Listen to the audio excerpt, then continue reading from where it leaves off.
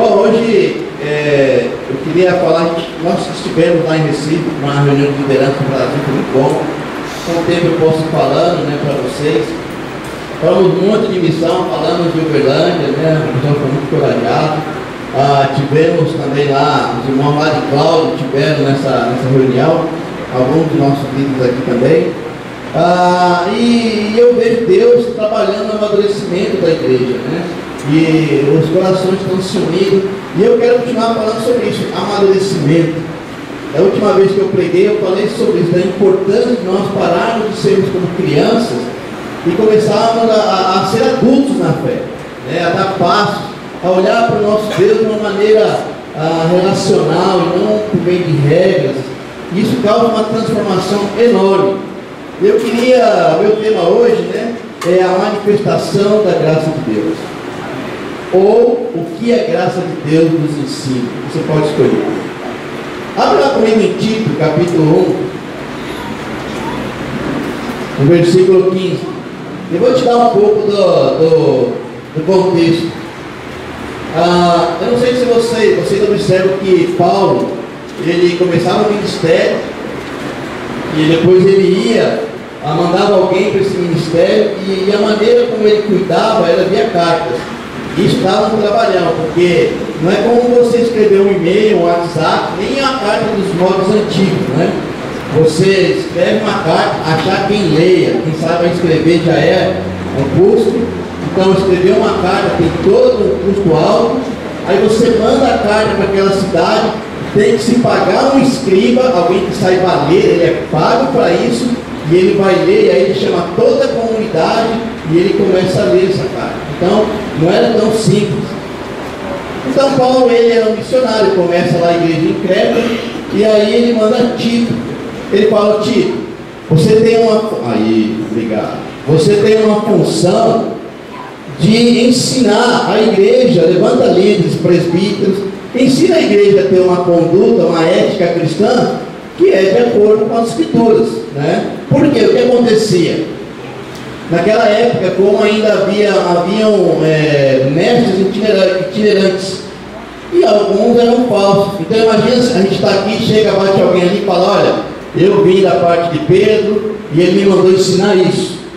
E ele te ensina um absurdo. Aí vem outro e fala: olha, eu vim da parte de fulano e ele pediu para ensinar isso aqui. E a igreja começou a ficar confusa, porque viam os que eram judaizantes, que eram aquelas pessoas que tinham fundo judaico, e falavam: olha, esse negócio de graça aí é mais ou menos. Então, é claro, Jesus morreu por nós, só que você tem que fazer isso, isso e isso. Vamos voltar a lavar as mãos. É bom lavar as mãos, viu, irmão? Mas não era esse tipo de lavar as mãos, era um ritual. Vamos voltar a sacrificar. E os discípulos ficavam confusos. Aí vinha outro e falava: não, tem nada disso aqui, estão debaixo da graça, o corpo está condenado, a alma está livre, então o corpo você faz o que você quiser com o seu corpo, o importante é manter a alma livre. E aí as pessoas ficaram: e regras? Está tudo liberado, o que eu faço? E aí Paulo começa a falar com Tito: eu vou te falar o que você precisa ensinar. Por quê? Porque Paulo conhecia Tito. Ele fala: te conheço, eu sei a fé que você defende, né? Havia um relacionamento. E aí ele escreve a carta de Tito. Então vamos lá, com esse contexto, queria que você acompanhasse comigo lá no versículo 15. Tito, capítulo 1, versículo 15. Para os puros, todas as coisas são puras, mas para os impuros e descrentes, nada é puro.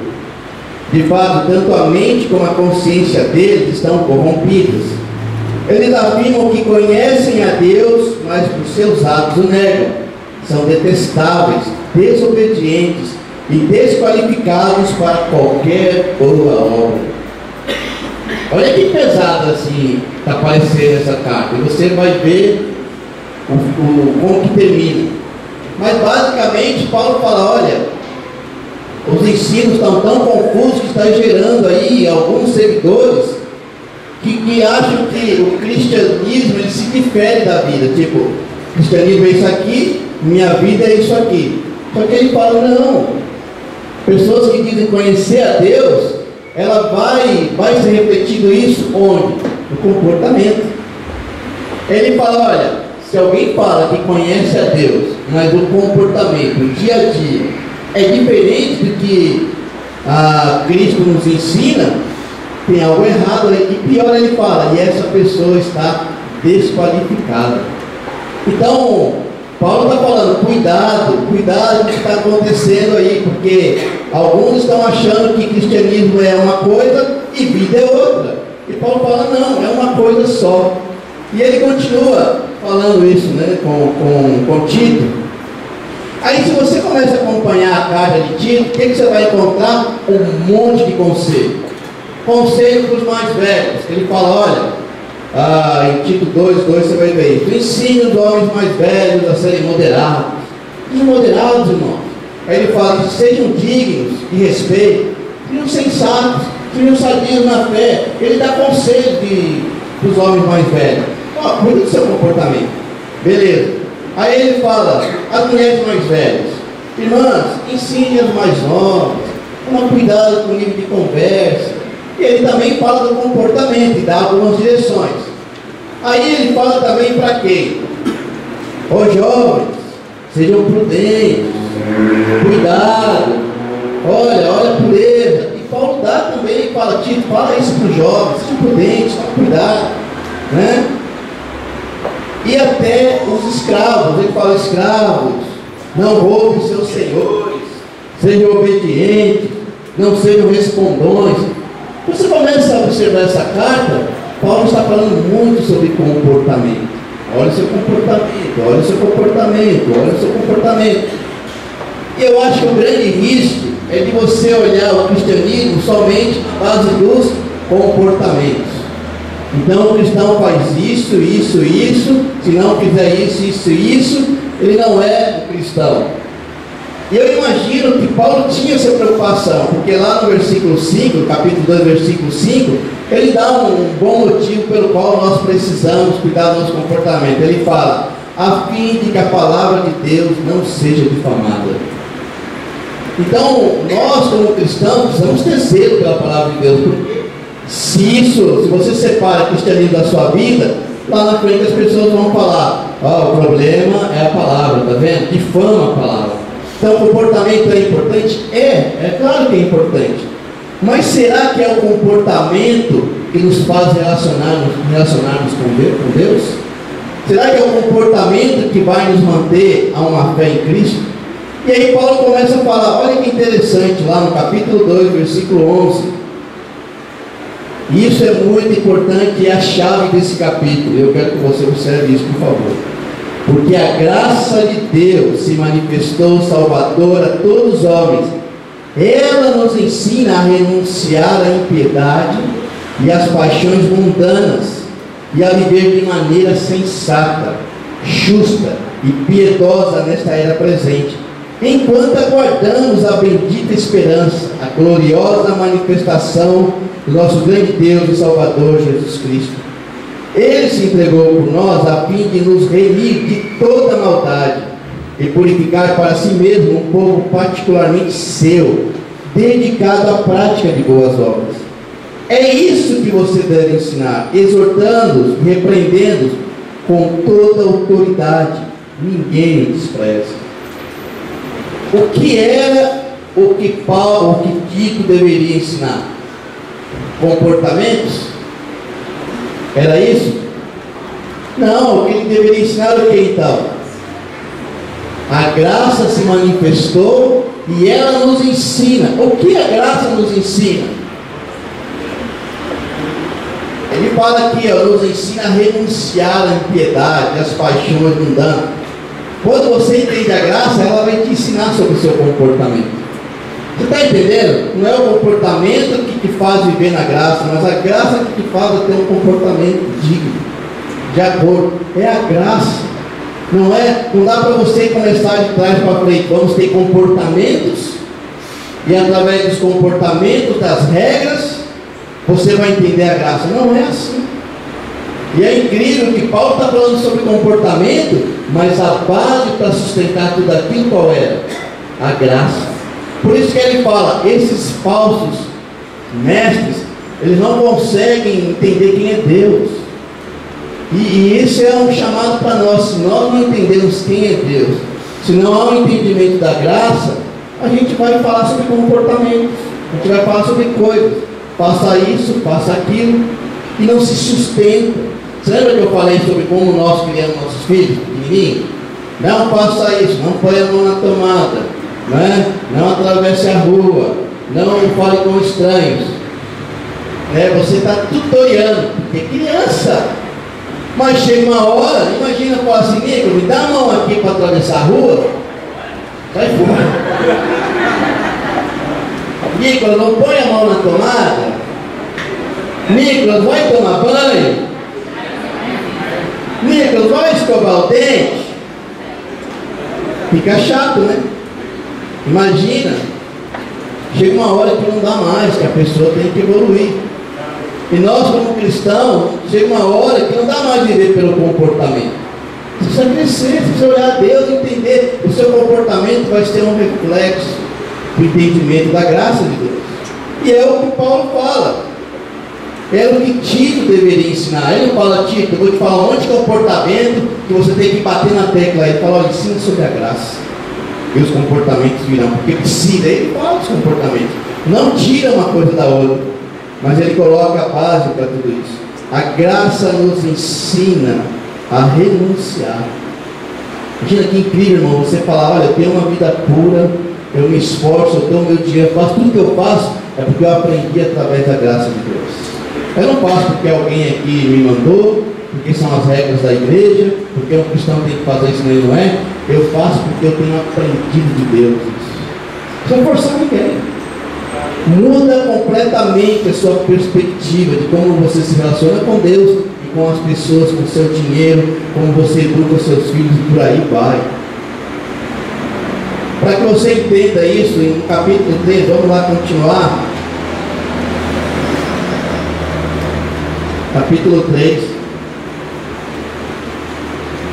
versículo 3 ao 8.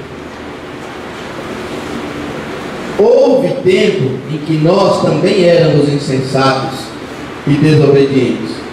Vivíamos enganados, escravizados por toda espécie de paixões e prazeres. Vivíamos na maldade e na inveja, sendo detestáveis e odiando uns aos outros.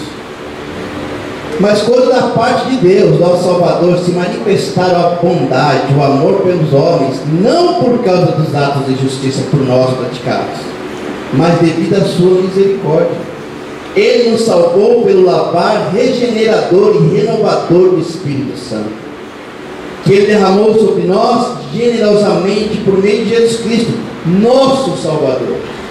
Ele o fez a fim de que, justificados por sua graça, nos tornemos seus herdeiros, tendo a esperança da vida eterna. Fiel a esta palavra, e quero que você afirme categoricamente essas coisas, para os que creem em Deus se empenhem na prática de boas obras.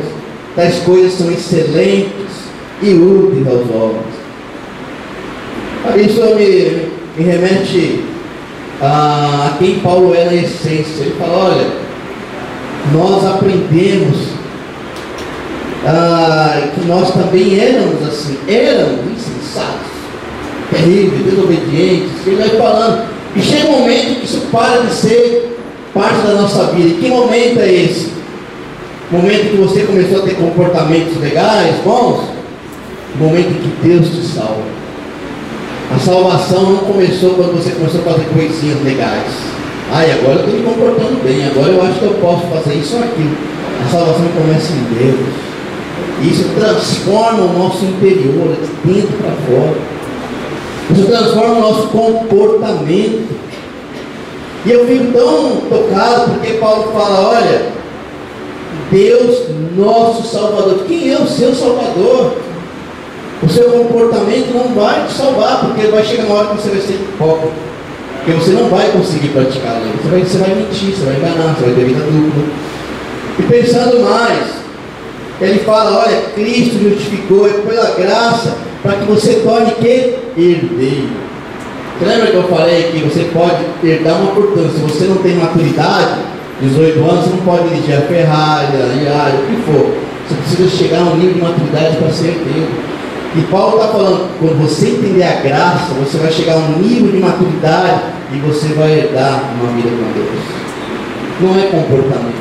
Comportamento é consequência. Eu estava lembrando quando eu vivia nos comportamentos. Eu fui educado numa família bem tradicional. Meus pais eram católicos, aqueles que frequentam a igreja, minha mãe lá da apostolado de oração, meu pai era amigo do padre, meu pai trabalhava na Volkswagen e ele pode tirar 2 carros por ano, ele tirava o carro para o padre. A gente tinha uma intimidade, conhecíamos todo mundo lá e eu fui criado. Então o que eu tinha que fazer? Eu tinha que ter comportamentos. Tinha que ir na igreja, escutar, ouvir a missa e dar o dinheiro lá das ofertas. Aí minha mãe, a reunião era na missa 7 da manhã, a do jovem era 10 da manhã. Onde que eu ia? Na missa das 10. Chegava lá, minha mãe mandava eu e meu irmão, dava o dinheiro das ofertas para dar lá na cestinha lá da igreja. Aí eu e meu irmão do meio, a gente chegava assim, do lado da igreja tinha uma barraca de tiro alto. Aí eu olhava para meu irmão olhava para mim, o bolso estava quente. E aí eu ia lá com meu irmão, falar, não tem ninguém vendo a gente, nós íamos lá na barraquinha, pá, tiro alto. Se ganhasse alguma coisa, não podia nem chegar com ela em casa. Descartava no caminho. Tudo era bem planejado. A gente ficava lá a missa inteira, dando tiro lá naquelas brigadas, era aquelas rolhas, sabe? Aí eu sabia que minha mãe ia chegar em casa e perguntar o que o padre falou, o que eu fazia. Então a gente saía, pegava o folhetinho, a gente lia rapidinho, chegava em casa, o que o padre falou? E minha mãe, muito bom. Anos enganando minha mãe. Fiz primeira comunhão, fiz catecismo, fiz tudo. Tinha os comportamentos, mas nunca entendi quem era Deus. Eu lembro, irmãos, quando eu estudei a Bíblia de fato, a minha mãe descobria, mas mãe é mãe, né? Mãe, meu pai não, mas mãe descobre, não tem jeito. Ela é munida de um sensor, de premonição, ver o futuro, sei lá, eu não sei como elas conseguem. E minha mãe descobriu muitas coisas que eu falava. Eu lembro que quando eu fui batizado, meu pai ficou doido. Botando em religião, o que é isso? Minha mãe olhou para mim e falou, eu sei quem você é. Eu sei quem você é. E isso eu falei, eu também precisava entender o porquê eu me tornei um cristão, agora de fato. E é interessante que isso a minha mãe sempre apoiou, porque ela entendeu, ela apoiou as minhas mudanças. Agora não eram mais comportamentos, agora era mudança. E eu lembro, irmãos, como a cruz me cortou, como essa questão de Deus perdoando meus pecados, transformou a minha maneira de ver a Deus e transformou o meu comportamento. Aquela vida dupla não era mais necessária, porque agora eu entendia. É claro que a gente foi... É claro que eu errei, peco ainda, mas é diferente quando você começa a ver a Deus como aquele que é generoso, aquele que perdoa e aquele que corrige e ensina, porque a Bíblia fala que Deus corrige quem Ele ama. Não precisamos mais de uma vida dupla, porque Deus já fez e nos deu a liberdade. É isso que Ele está falando. O Espírito Santo regenera e dá vigor, vida nova. Quando Paulo fala, quando alguém está em Cristo, é nova criatura, isso é verdade, não é mentira. Se você não é nova criatura, o problema não é a Bíblia, não é porque já não funciona, o problema é você. Ou você não entendeu, ou você ainda não é maduro, ou você não se converteu, assim de simples. Ou o Espírito Santo não habita em você de maneira que te revigora, e te renova, e te faz uma nova pessoa. Você vai pecar?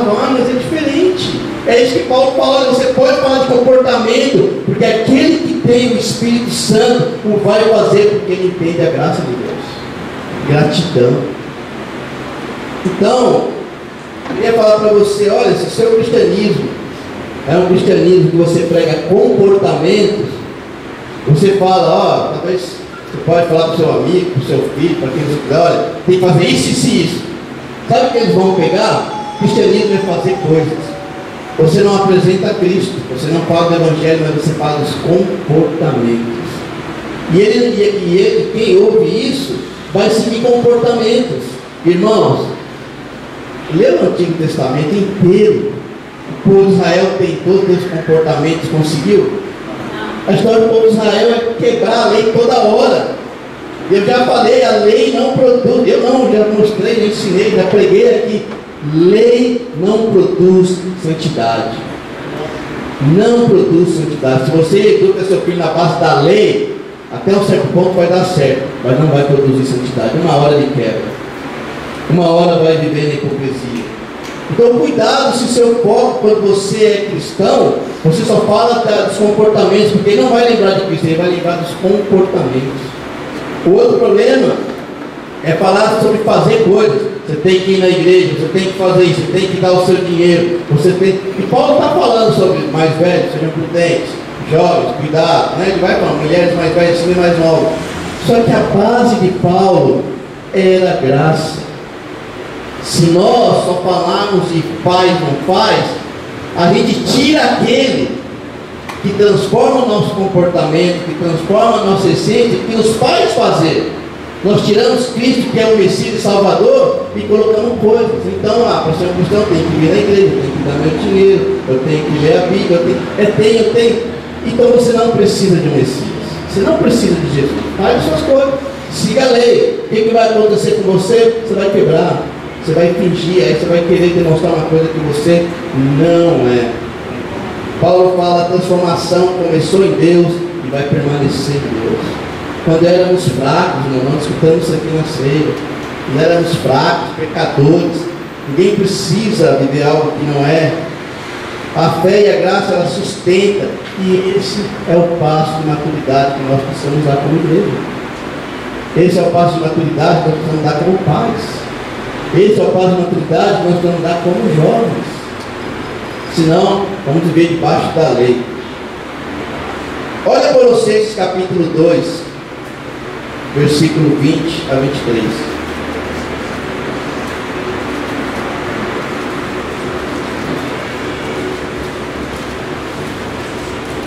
Colossenses 2, 20 a 23.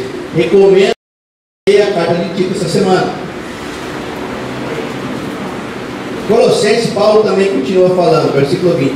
Já que vocês morreram com Cristo para os princípios elementares deste mundo, porque como se ainda pertencesse a Ele, vocês se submetem a regras. Não manuseie, não prove, não toque. Todas essas coisas estão destinadas a perecer pelo uso, pois se baseiam em mandamentos e ensinamentos humanos. Essas regras têm de fato aparência de sabedoria, com sua pretensão religiosidade, falsa humildade, severidade com o corpo, mas não tem valor algum para refrear os impulsos da carne. Então, olha o que Paulo fala, olha, a regra não vai manter ninguém saudável na fé. Regra, não toque nisso, não faça aquilo, bababá, bebê, não vai manter ninguém. Não refreia o que você quer que não aconteça. Vai acontecer. Não adianta, está fadado ao fracasso. Então pensa, o que isso tem a ver com você? O que isso tem a ver com você? Você quer viver por regras? Você quer impor regras? Você quer ensinar coisa, faça isso, não, vai para o inferno. Eu já ensinei assim. Está fadado ao fracasso. E Paulo fala, para com isso. Quando nós temos a base em Cristo, você não quer mais. Lembra quando eu falei que é igual comer uma comida estragada? Você come aquilo, mas aquilo te faz um mal, aquilo te detona. Você não quer mais. Às vezes eu como uma coisa que me fez mal, aquilo risco que meu pai dava nunca mais. Não quero, me fez mal. Não foi minha mãe falando, não toma isso, senão você vai ficar mal. E sabe, irmãos, é tempo de nós mudarmos sobre isso. Eu queria agora fazer algo seguinte. O Miqueias vai estar com os jovens, agora estão jovens lá com o Miqueias, e eu vou continuar aqui com a igreja, e eu quero fazer um ponto com vocês, e o Miqueias vai fazer um ponto lá com os jovens. Então siga o Miqueias, esse rapaz simpático, de alta estatura. Irmãos, há um tempo atrás, continuando aqui, o Nicolas falava assim comigo, chama de papo, né? Que lá no Paraguai não é papai, é papo. Então, ele chegou a ser o papo. Eu queria conversar com os pais, porque eu acho que eles estão bem enganados sobre seus filhos. Eu falar, Nicolas, não, você fala, não é tempo. E eu acho que esse tempo chegou. Eu queria, o Nico vai vir aqui, eu queria que compartilhasse com os pais, porque eu percebo, irmãos, que a nossa educação está muito no comportamento e nós precisamos anunciar o Evangelho aos nossos filhos. Então, o grupo de jovens da nossa igreja precisa ser um grupo mais sólido, que sabe mais sobre Cristo, que diz não a algumas coisas que nós não vamos ter mais controle, de ficar, não faça isso, não pode, Deus não gosta. E alguns de nós precisamos rever nossos conceitos sobre como nós anunciamos o Evangelho aos nossos filhos, como nossas famílias estão vivendo debaixo desse Evangelho. Então eu queria que o Nico viesse aqui compartilhar, para que você, e eu não estou falando que nós somos a família ideal, aliás você vai ver que é o contrário, mas é um chamado, não é para pôr culpa em ninguém, não é para acusar ninguém, mas para abrir nossos olhos. Porque eu quero fazer como Paulo ao Tito, fala isso, isso e isso, é pela graça, mas fala isso, porque quem entende a graça vai responder a esses desafios, vai entender e vai mudar o comportamento. Então eu queria que eles compartilhassem qual é a experiência dele como alguém que nasce na igreja, como alguém que é educado na igreja, como alguém que participa do ministério de jovens, que tem paz na igreja. Então ele vai compartilhar algumas coisas, depois eu vou finalizar e falar algumas coisas que nós aprendemos com tudo isso. Bom dia, irmãos. Bom dia. Bom, eu vou compartilhar aqui a minha história, porque uma coisa que eu tenho percebido é que muitas coisas do mundo têm entrado na igreja, e depois que me converti ao cristianismo, eu pude enxergar o quão enganado eu estava e quão Deus foi bom na minha vida. Então, bom, eu comecei a ter problemas com relação ao pecado com 10 para 11 anos. Obviamente que eu sempre pequei, mas agora eu vou falar mais especificamente sobre imoralidade, sobre namoro, sobre vida dupla, entre várias outras coisas que eu vou citar. Bom, com 10, 11 anos mais ou menos, eu estava na escola, naturalmente, e com 11 anos eu lembro que um amigo chegou perto de mim e me questionou se eu acessava sites de pornografia. E eu não tinha a mínima ideia do que era isso, porque eu cresci na igreja, meus pais nunca falaram comigo, obviamente, sobre isso, e nunca foi um tema que eu também tive dúvida. Mas aí eu falei com ele, não, eu não tenho ideia do que seja isso. Ele mostrou vários sites e com 11 anos eu comecei a acessar esses sites, uma maneira muito simples, janela anônima, que aí meus pais não podiam rastrear, meu pai não conseguia acessar. E, bom, aí eu comecei a acessar janela anônima e tal, pornografia. Com 11 anos e meio, 12, eu lembro que eu conheci a primeira revista pornográfica que eu conheci. Foi na escola, sim, todo mundo aqui sabe que é proibido, mas todo mundo que já estudou sabe muito bem que tem. Então, com 11 anos e meio, eu já estava acessando pornografia, já tinha visto várias revistas impróprias, no caso Playboy, essas coisas. E com 12 anos eu comecei a ter atrações sexuais. Com 12 anos eu me lembro que eu comecei a ficar interessado numa menina, e você sabe muito bem o porquê. Não é questão de corpo, não questão de caráter, não questão de quem ela era, e sim questão do corpo dela. Ela se interessou também por mim. Então, só que eu não tinha ideia de como é que pedir uma menina em namoro. Eu tinha a mínima ideia de como é que fazer isso. Então aconteceu uma coisa, ela me pediu em namoro. Eu lembro que foi por uma carta, eu assinei que sim. E quer dizer que eu tenho muita ideia de como é que faz isso, né? E esse foi meu primeiro namoro. Ele não durou muito, durou um mês ou 2 mais ou menos, acabou. E depois eu fui tendo outros, ao total de 5 mais ou menos. E eu quero contar para vocês um em específico, no qual eu usei tecnologia para poder enganar meus pais e deturpar também. Vamos lá. Eu criei um perfil fake no Facebook, também no Instagram, para poder para que eles não me rastreassem e nenhum de vocês me rastreassem. Na verdade, alguns de vocês aqui são meus amigos nesses Facebooks. Então, só para explicar, As pessoas que estão lá, sem ser o que a gente quer uso, é porque eu criei outro e-mail para poder criar o Facebook e esqueci a senha dos dois. Aí não dá para desmanchar, eu ainda vou tentar. Então assim... Se você não entender, você falar rapidamente, por favor. E... bom, aí eu criei o Facebook falso, eu criei o Instagram falso. É muito fácil, você coloca uma foto lá que não é sua, coloca uma foto de qualquer coisa lá e tá valendo o Facebook. Aí eu usava ele para me comunicar com a minha namorada, usava para marcar encontros, essas coisas. Até que um dia eu esqueci, eu não sei se eu esqueci aberto, alguma coisa assim, e minha mãe viu a conversa toda. Só que aí eu peguei, aí meu pai pegou, minha mãe falou com meu pai e tal, conversaram. E eu lembro certinho do dia, eu cheguei em casa, meu computador estava aberto na frente do meu pai, e ele falou assim: Nicolas, vem cá, senta aqui.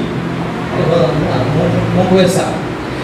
Aí ele sentou e falou: Nicolas, desbloqueei o Facebook, eu desbloqueei, e aí ele falou assim: abre essa janela, porque era justamente do namoro escondido que eu tinha. Aí eu tentei apagar rapidamente, só que ele virou pra mim: não, Nicolas, eu já li, eu só quero te mostrar algumas coisas. E quando a gente estava lendo ali, eu estava com aquela cabeça, pô, me ferrei. Foi interessante para mim, foi muito impactante, porque meu pai não me disciplinou fisicamente, embora tivesse vontade, mas, assim, ele não fez nada com relação à violência, ele não perdeu as estribeiras, não apelou. Mas aí, ao longo da conversa ele começou me mostrando algumas coisas ali, o porquê que estava errado, por que isso que estava errado, por que tudo está errado, por que o namoro, o namoro jovem, no caso imoral, ele é errado. E foi interessante que ele não colocou regras da casa, e sim colocou as leis de Deus. E me mostrou que a lei de Deus é santa, pura, agradável e onde eu estava. E eu lembro certo que ele falou assim: olha, agora você vai contar com sua mãe. Aí eu fui, a gente tentou conversar com a família, e meu pai colocou para mim o seguinte: olha, Nicolas, eu não sou a favor, eu não concordo, e de maneira nenhuma eu apoio. Mas eu não posso olhar para você e falar: você não vai fazer isso. Então, o que ele fez foi deixar para mim uma escritura que eu já conhecia, mas deixou ela muito mais clara para mim. Que é aquela: por acaso está o braço de Deus tão curto que não posso mudar, ou o ouvido de Deus tão surdo que não posso ouvir? Não! São nossos pecados que nos afastam. Então, para mim, isso ficou bem claro. Tanto meu pai, como minha mãe, como a figura de Deus, eles estavam ali para me ajudar se eu quisesse, mas era eu que estava me afastando deles. Era o meu pecado, era justamente o que eu estava procurando que estava me afastando. E para ser bem honesto, irmãos, essa fase toda que eu estava fazendo isso, eu estava aqui na igreja, vocês me viam, eu estava aqui no domingo, estava no sábado nos jovens, e ainda de vez em quando, por que oração que tinha, você lembra, Marília? Eu dava algumas aulas lá de vez em quando. Então assim, não me corrompia, não era uma coisa assim que me fazia mal. Porque o pecado ele endurece o coração, ainda mais de um jovem. Irmãos, para ser bem sincero, quando você vive uma vida na igreja, quando você vive uma vida buscando ser santo, e depois do nada você conhece alguma coisa diferente, isso te atrai violentamente. E assim, infelizmente, depois se você quiser sentar comigo, pode conversar melhor, posso explicar melhor com mais detalhes. Mas eu fui bem longe nessa questão da pornografia, eu fui bem longe com relação às amizades do mundo, com relação ao namoro. E assim, graças a Deus, Deus me preservou de muita coisa, mas muitas coisas também eu tive que passar. E o que me marcou foi que, em meio à minha vida dupla, de estar aqui e estar no mundo, meu pai sempre me amou, meu pai sempre me mostrou a graça, sempre com calma, né, com clareza. E eu me lembro muito bem que quando eu terminei com ela, na verdade uma coisa interessante, ela me traiu. Quando eu terminei com ela, eu me lembro que eu fiquei meio chateado e tal. E eu lembro certinho que eu pude conversar com meu pai, eu pude chegar a ele e a gente pôde conversar. Obviamente, que meu pai falou aquelas coisas de pai, eu avisei, né? Eu falei que não ia dar certo. Mas todas essas coisas se viram para o meu bem. Todas essas coisas, Deus permitiu que meu pecado fosse à frente para que eu pudesse glorificar o nome dele e eu pudesse estar aqui falando com vocês. Então assim, irmãos, a única coisa que eu gostaria de animá-los é que sim, o pecado ele é original do ser humano. O pecado sim, já está numa criança de 5 anos. Ele se revela assim que tem a primeira oportunidade. E a escola dá todas as oportunidades, eu garanto. Mas eu gostaria de lembrá-los que, acima de todas as coisas, nossa esperança está em Deus, em Cristo na cruz. E de todas as maneiras, Deus é soberano sobre todas as coisas. Assim como Ele mudou minha história, assim como Ele transformou meu pai, Ele pode e fará com aqueles que Ele amam, com aqueles que realmente buscam e criam um relacionamento com Ele.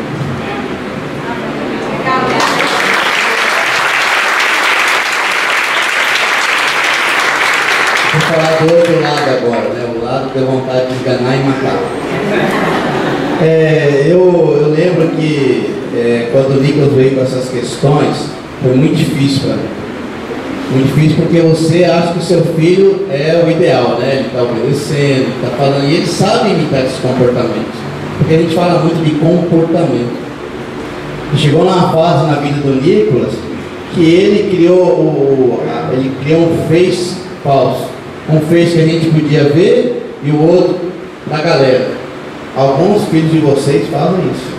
Tem um Face para você ver, para essa igreja ver, e vivem outra vida com outro Face. Alguns filhos de vocês fazem o Instagram. Você está vendo o que ele quer que você veja, e ele tem outro com a galera. E aí eles vão ser o que eles realmente são. E é duro quando você reconhece esse outro lado. Então a minha tendência, quando o Nicolas falou sobre navegação anônima, quem sabe disso aqui levanta a mão. A grande maioria não sabe, a grande maioria, eu te garanto que seu filho sabe. Tem tutorial ensinando, tem um monte de coisa, irmãos. Então se você não gosta de tecnologia, você está sendo enganado de com força.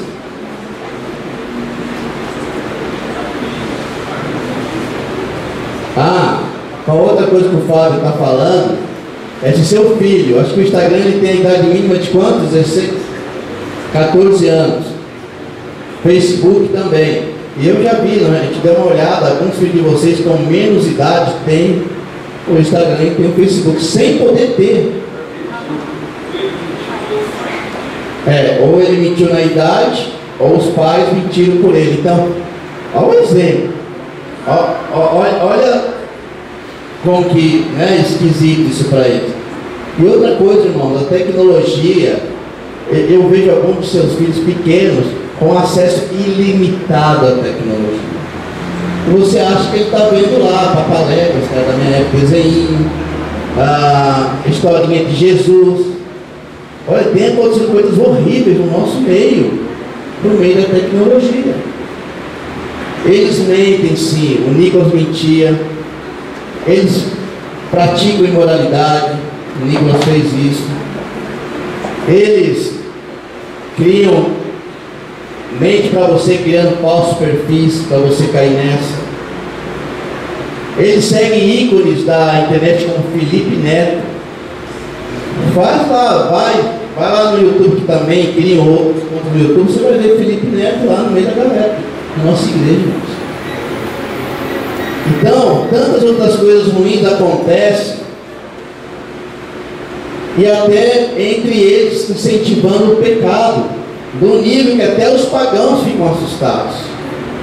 Isso acontece. Então, o que eu estou falando aqui? Vamos exigir comportamento? Você pode, vai funcionar um pouquinho, mas não vai resolver. Você pode sair daqui com a luz na cara do seu filho e da sua filha no quarto escuro. Confessa agora, quem é você? Abre tudo aí. Ele vai até abrir e chorar, e se ele não tiver arrependimento, ele vai fazer outro. Você pode até bater no seu filho, na sua filha. Não vai resolver.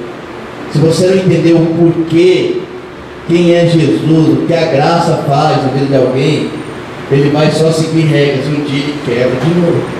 Um dia ele vai fazer 18 anos, agora eu não quero saber de nada, eu mando na minha vida, tchau. Você que é duro, que acha que mantém os filhos ali na linha, se você não está no seu evangelho com os seus filhos, quando ele tiver uma idade onde ele tem uma certa dependência, tchau. Aí você vai culpar a igreja, você vai se sentir culpado, você vai falar mal de um monte de gente, vai ficar mal, porque é o que a gente faz. Nós precisamos anunciar o evangelho, falar da graça. para que eles venham falar, olha, quando o Nicolas abriu a vida dele, ele falou, olha, eu fiz isso mesmo. Foi transformador para ele, para nós. Nós começamos a ver a realidade. Você acha que eu tive vontade de falar, vai terminar com essa menina agora? Eu vou falar com o pai dela. Eu não sei fazer isso. Denise, então, mas eu tive que morder a minha língua e chorar lá com Deus, orar, jejuar, e vai buscar anunciar o evangelho para o Nicolas, porque ele não está aprendendo isso. Regras já não seguram meu filho.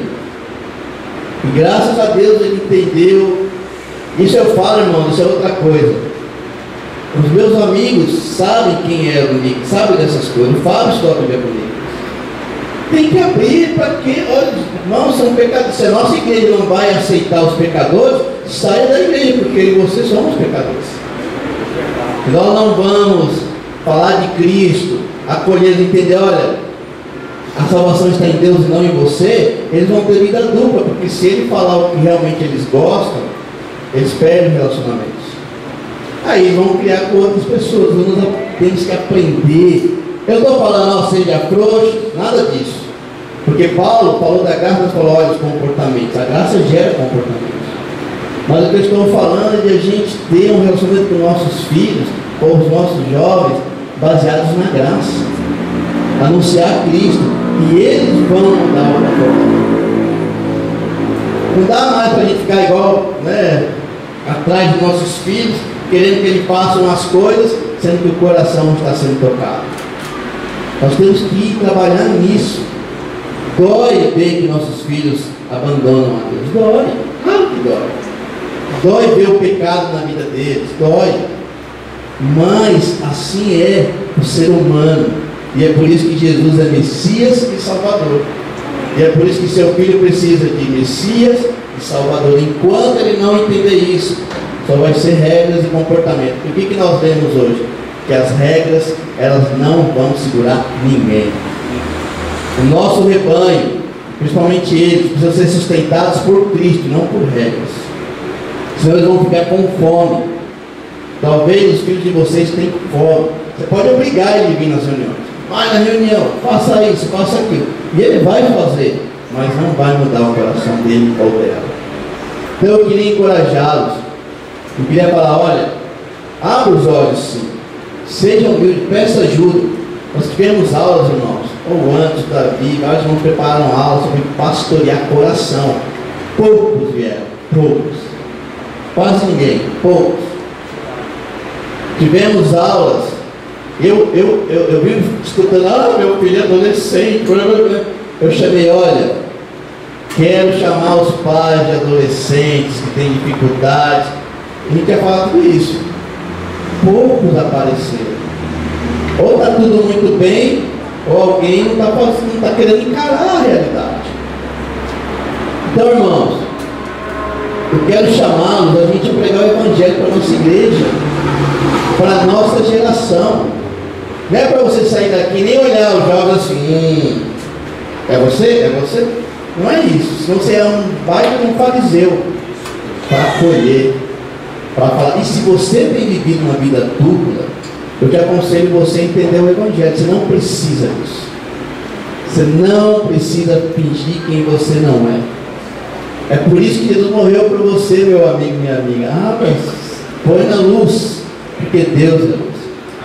Todas as vezes que eu vi pessoas fazendo isso, deu para ver a graça de Deus, restaurando, dando vigor, transformando.